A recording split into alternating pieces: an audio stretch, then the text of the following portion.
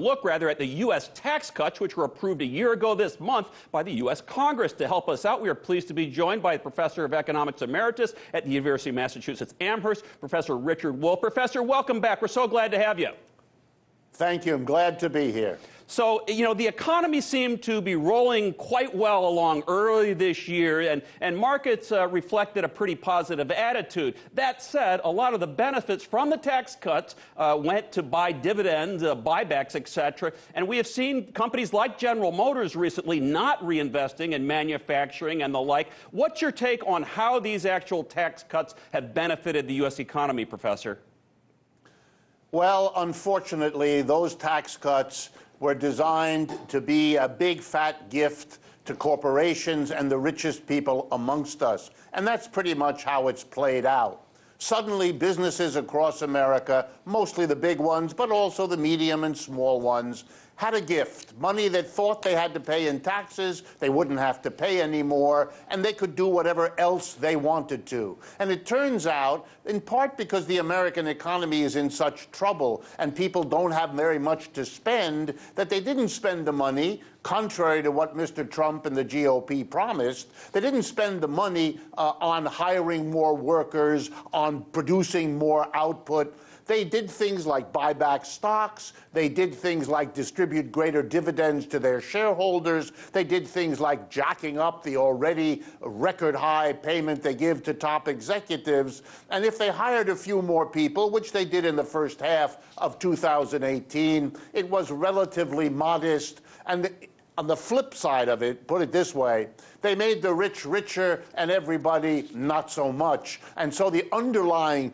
inequality of this society, which is such a profound problem, was not only not solved, it actually got worse. And so you see now, less than a year later, that the stock market is in major gyrations. The anxiety about an imminent recession is now everywhere. So this boost that it gave was small, benefited mostly the folks at the top, and leaves us 1 year later in as bad, if not worse, a situation as we were back then. You know, Professor, I'm so glad you mentioned inequality. You've been kind enough to speak with us about that in the past, and that's something we want to talk about all the time. It's been exacerbated. I do want to get your take on GM in particular. I mean, here's a company that needed a government bailout, got a government bailout, and some are saying, look, here, the holidays are approaching, and you're going to cut all these workers and shut down these plants in Canada and in the U.S. On the other hand, you could argue part of the problem with management and the resultant bailout was because they didn't make some tough decisions. What's your take on GM?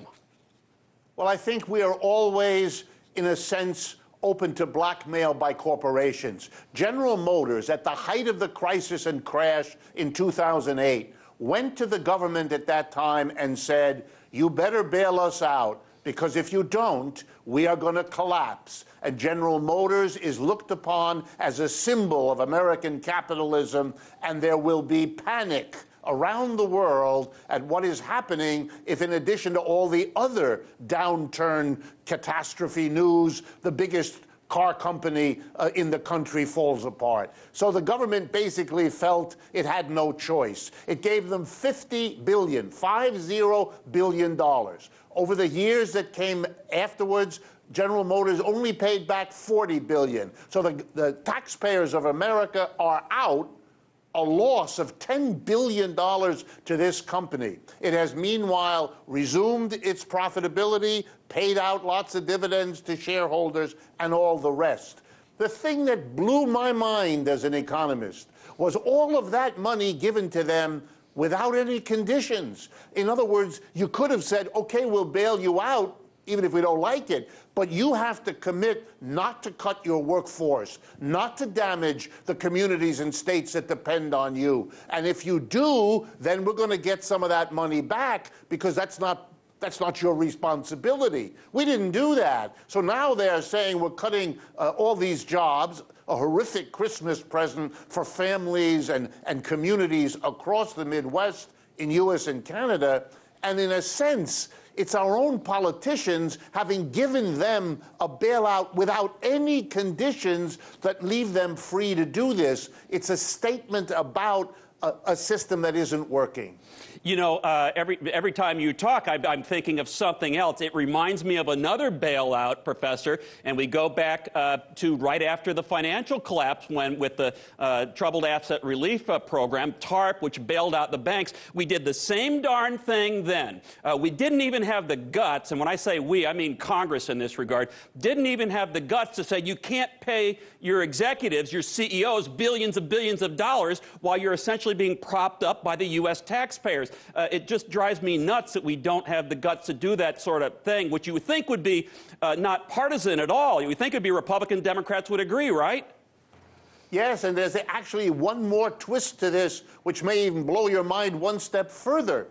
The money that the government gave the banks, which is in the trillions of dollars if you add up the investments, the loans, the forgiveness of obligations, part of that money was collected by the banks, who used it, in part, to pay for the lobbyists to go back to Congress to make sure that the regulations were few, were weak, etc. In other words, the banks used the bailout money to make sure they didn't have to make commitments in exchange for the bailout. It's a story of the abuse of government by big business, in this case banks, that really exceeds even what we have come to expect. It's a circuitous and utterly gross circumstance. Let me ask you, and this is sort of a theoretical question, Professor, before we go.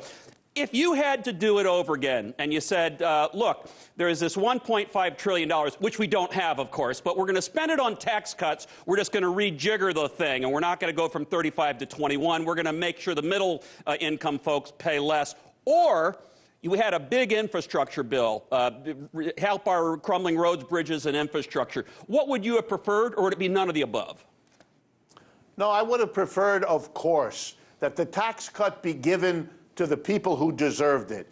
Let's be honest amongst ourselves. We have for 30 years had an economy becoming more and more unequal. The rich have taken the big bulk of all the gain and growth in our economy for 30 years.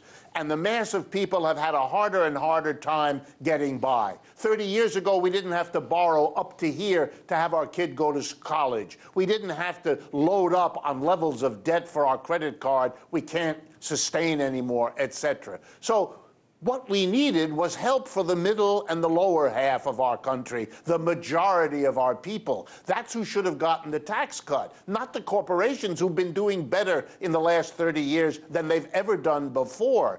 And the benefit of it would have been, if you give the tax cut to middle and lower income, these are the people, because they have to, who immediately spend it, who buy goods and services, and that would have led corporations to hire more people and to give more incomes to the people they have. It would have had much more of the effect that Trump and the GOP promised, but they never showed up because they gave the money to the folks who are already rich and are not going to be spending that much more of it. So I would have changed it dramatically that way. And I also, when the spending came, I would have been spending money where, again, the need is. We have ecological needs that are urgent for this planet. We have rebuilding the infrastructure. We have lots of important work to be done, lots of people who need a good job doing it, and that's what we should have done if we had had human beings as our priority rather than the profit of a few. Absolutely. We can't thank you enough for taking the time to be with us, Professor. Thank you so much. Take care. My pleasure. Thank you.